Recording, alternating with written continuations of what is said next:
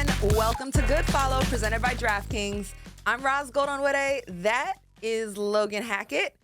And Logan, my girl, this is my Stud Buds Together tee. Obsessed. It looks so good. Oh, man. Right after All-Star, they made the right choice. They dropped the merch. And one thing about me, I'm a cop the merch. Always. I subscribed to the moment. It was so big, and I wanted to remember it forever. So I got my Stud Buds Together tee. Love it. Everyone watches Stud Buds. Shout out to that crew. We love you guys. Shout out to Court and Natisha Heidemann. All right. Well, I think we should get to our show, too. We have a show as well. Exactly. We love Stud Buds, but this is also a Good Follow show. And here's what we got for you in today's lineup. We know who's at the top of the standings, but how about some of those in the middle? Who's more dangerous, the Indiana Fever or the Las Vegas Aces? And should the Fever shut down Caitlin Clark? The Valkyries, they made a debut of their mascot. It's Violet the Raven. We discuss. And the Lynx snag another win over the Liberty in round 2. Plus, we give you a sneak peek at an exclusive interview with one of the newest members of the Minnesota Lynx. Jaylyn Sherrod joins the show. And don't forget, y'all can catch new episodes not once, but twice a week, one on Tuesday and one on Thursday. And as always, thank y'all so much for subscribing, commenting, liking, clicking the buttons, and following all of our socials. But Roz, are you ready to get into it? I'm so ready, Logan. Let's go. Let's do it. So there's been a lot of eyes on the 5 and 6 in the playoff race, which are Indiana Fever and the Aces, who are in 6th. But they've had somewhat of disappointing seasons. Just a lot of things keep on happening with them. With that said, which team is more dangerous to you right now? To me, I would definitely say the Fever are more dangerous. And in general, like not even comparing them to another team, they're dangerous because the more adversity that the Indiana Fever see, the more they respond.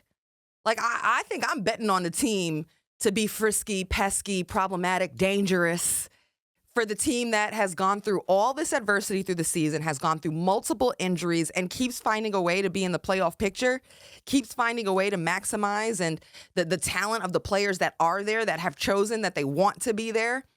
And so many players are having great moments together as a team. They just also got, in comparison to the Aces, and in a lot of these teams, they've got more balance up and down their whole roster. They have more fight, resilience, toughness, consistency in some ways through the season, especially the second half of the season. So I would go with the Fever. But here's what I will say about the Aces. A'ja Wilson. Wow. I mean, 30 points, 20 rebounds, 5 assists. That'll get the headline. But if you just watch her play, it was a nice reminder of, dang, we're watching arguably the best player in the world play. And it's such a shame that as she is sitting in her prime right now, her team is just not there. Look, they've had some really incredible, amazing, epic seasons, and it's hard to keep replicating that year after year after year. So full respect for what they've already accomplished in the Aces franchise. But it is only the team's success that is holding A'ja Wilson back from dominating the conversation around women's hoops right now. It's in some ways this season she hasn't necessarily dominated the headline as much, and I think that's natural when the team is a little bit disappointing this season. They've been better though. They've put together some wins now in a row, but a lot of that is driven by A'ja Wilson. When I think about her competition level, her motor level, her conditioning level, her skill level, her tenacity, her impact on both ends, it's still unmatched. I can't think of any player in the WNBA who has that body of skill set, that toolkit combination all at once. She is really something special. But unlike those top teams like the Lynx and the Liberty, look at the Lynx. I think they've won 4 in a row without Fee right now. Like, that's really impressive. So the Aces just don't have that level of depth and consistency throughout this season. So far, they have not shown that really. And really, like, as A'ja goes is how the Aces will go, while, teams at the top are still finding ways to win. So I just think it's A'ja that has really shined and deserves so much love and shout out right now. In a sense, I feel like the Fever have been showing so much dog in them, every single player having to step up for every single game. And that's just not something I've seen from the Aces this season or even towards the end of the playoff push. So I completely agree with you on that. But I think the Fever it's so surprising because Caitlyn has been shut down for a while now. And yes, it's for Mhm. health and safety reasons and long term health, but there's been a lot of questions around her. Do you think they should shut her down for the rest of the season, just call it quits now, or do you see a comeback imminent? Well, first, let's start with what we're getting from the Fever organization. Like, there was a moment there where everybody was kind of getting excited. Like, is this the time to ramp up Caitlin Clark? Will she start to make, a comeback? And then we literally just got some word, an update from Coach Stephanie White at practice. Let's take a listen to what she said. No return to practice. She's been able to get a little bit more in her full court running, with her all of her body weight, but not into practice yet. No. Wow. If I ever heard "let's simmer down," like as a statement, like that was walking back expectations a bit on Caitlin Clark. That was not the comments of a coach whose star player is on the verge of a comeback. That is the words of someone who is saying, "Everybody, hold your horses, slow down. No return to practice. She's only doing full court running." With all her body weight, like we're talking body weight running right now, looking for more endurance. So that means like there's more strengthening that she has to do on top of conditioning, and she's certainly not practicing with the team. It doesn't sound close. Now, I've heard a lot of people, talking about wanting to see them shut Caitlin down for the season, and I guess there's some arguments for that. Like, are the Fever really contending for a championship this year? Probably not at this point, but they still are very frisky. I think they could still be a good playoff team, and just when you start to think, oh gosh, the Fever, don't count them out. We just did that segment last week. Don't count them out. Look at how great Kelsey Mitchell is, leading the league in points. Look at how Natasha Howard has figured it out, and Sophie Cunningham. Aaliyah Boston is having a complete season, impacting the game in so many ways. Look, they're still hot, getting wins, and then injury bug. Then Ari McDonald is out. She just dropped 30-something for them not too long ago. Sydney Colson, like they don't even got a point guard. They just brought in Odyssey Sims.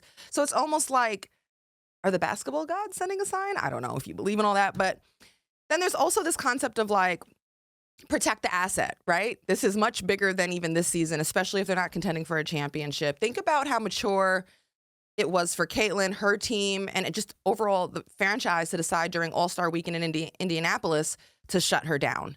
Like, that was very much a look to the future. There was a lot of pressure, trust me, to have her participate in the 3-point contest or even the All-Star game. I mean, it was a big deal. But again, the vision is future.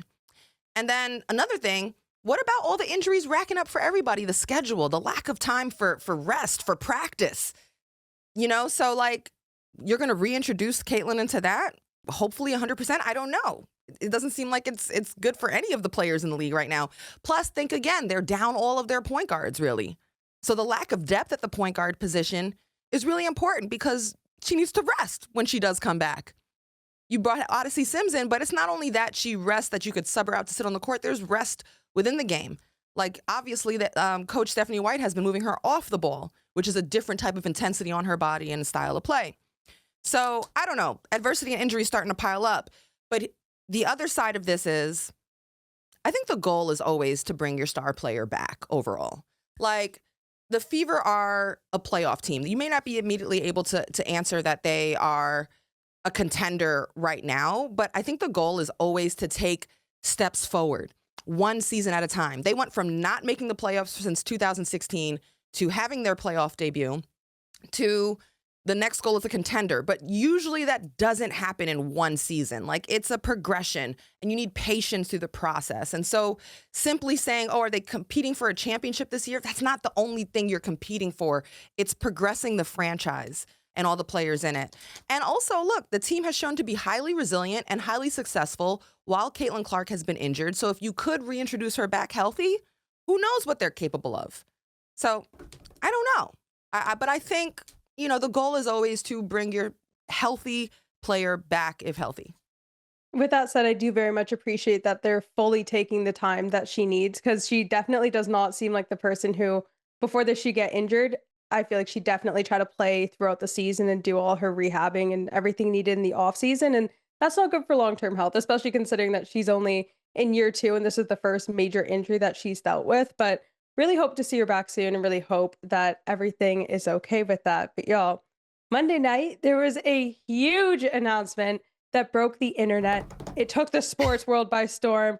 And no, it's not Taylor Swift. We are talking about the Valkyries' super cute, adorable new mascot named Violet. So I want to kind of go through and grade Violet's debut. Roz, what grade would you give her? You know what? I'm gonna give it an A. It was an A debut. Hi, Violet, the Raven.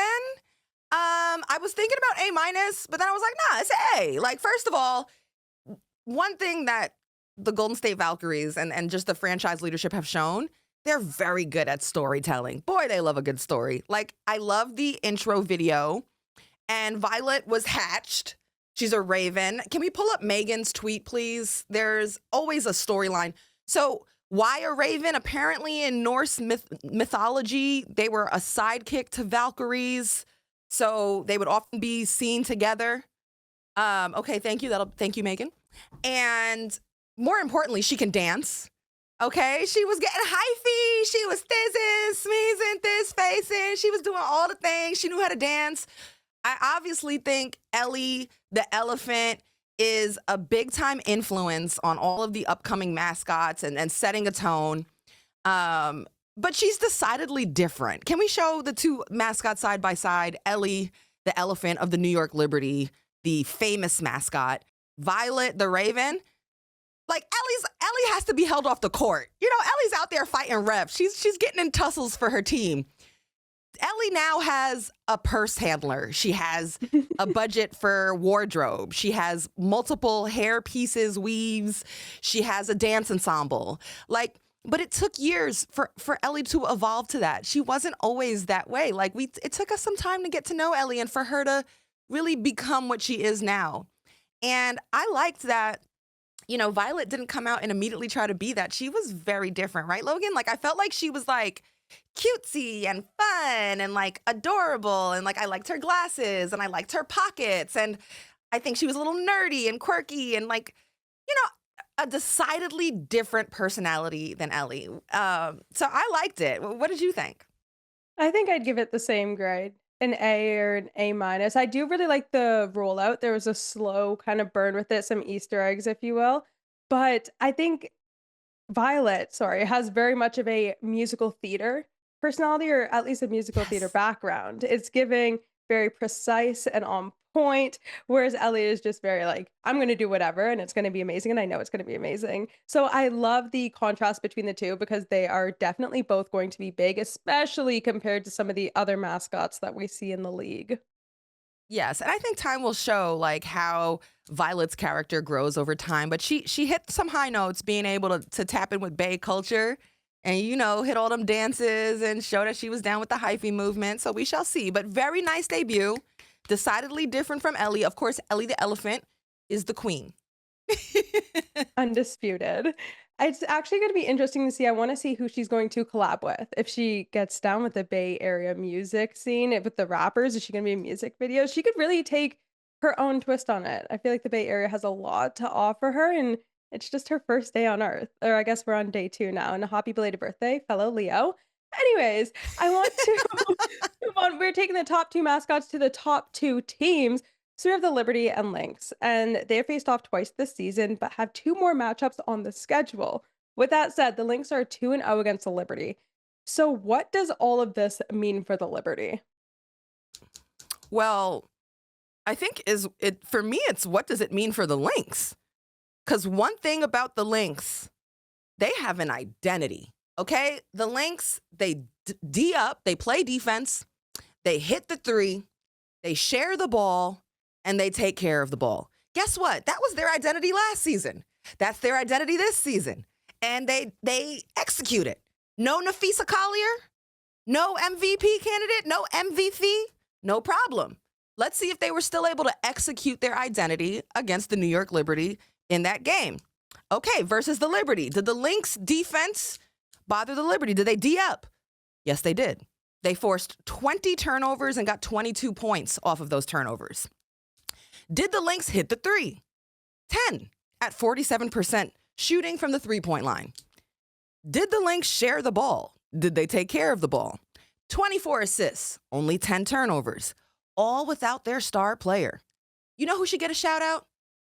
Cheryl Reeve. Coach Cheryl Reeve. I'll tell you one thing about Cheryl Reeve. She gonna revive a career, won't she? Okay, look what she's done for Courtney Williams, Alana Smith, Kayla McBride. Renaissances in their careers. And it looks like Dejanay Carrington is on the way. Okay, because Dejanay Carrington's fit is fitting in Minnesota. And you know who else should get a shout out?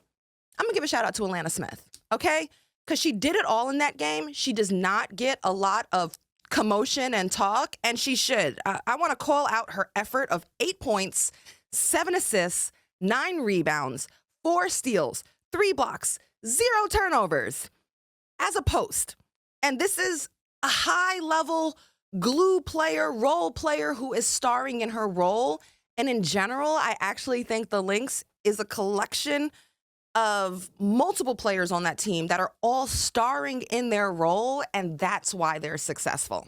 They're so absolutely good. And just one thing with Dejanay, since she has made it to the Lynx, she has been in double digits every single game and shooting over 62.5%. Like, those are incredible numbers to get out of a player so fast, especially.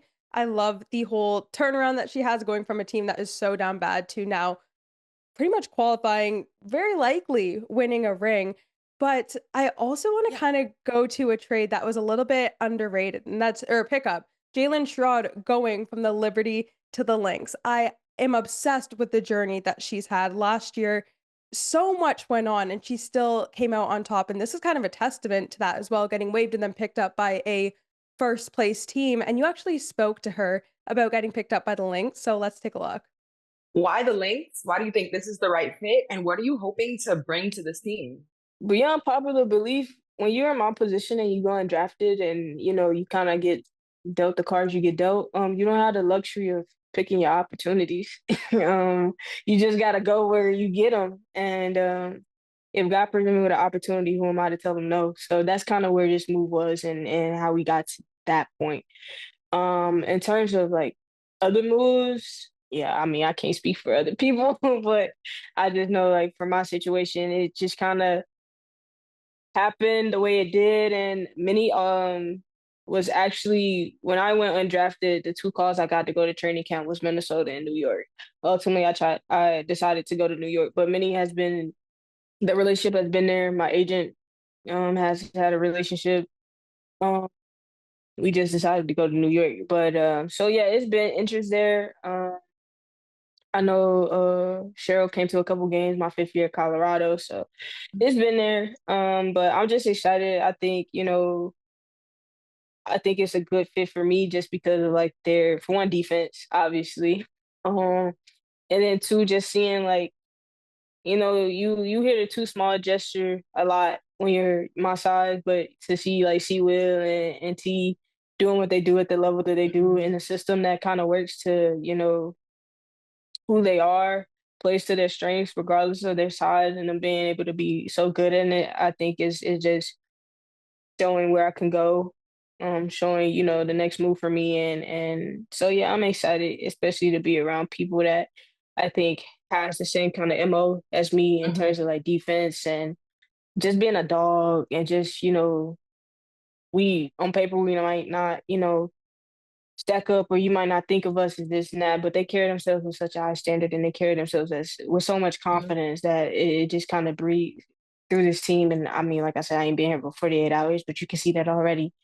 So I'm excited. And they're really good teammates to one another. Like, it's a genuine connection here. I think this is a genuine group of people here. And like I said, this is all off 2 days of being on this side. But from what I see, man, it's genuine, and they really care about each other. They really want to win. And when you got people that's very passionate about what they do, it's kind of hard to stop them. So I'm excited.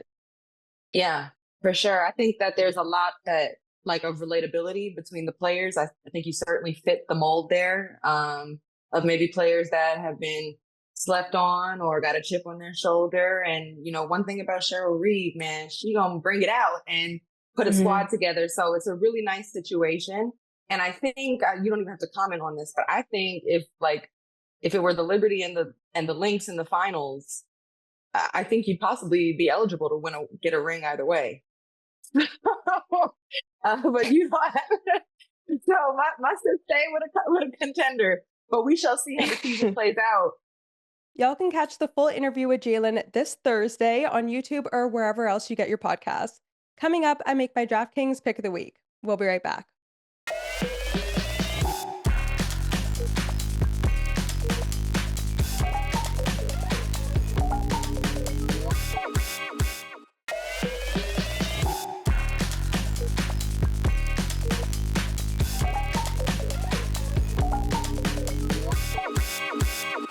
Welcome back to Good Follow. Today's episode is presented by DraftKings. DraftKings, the crown is yours.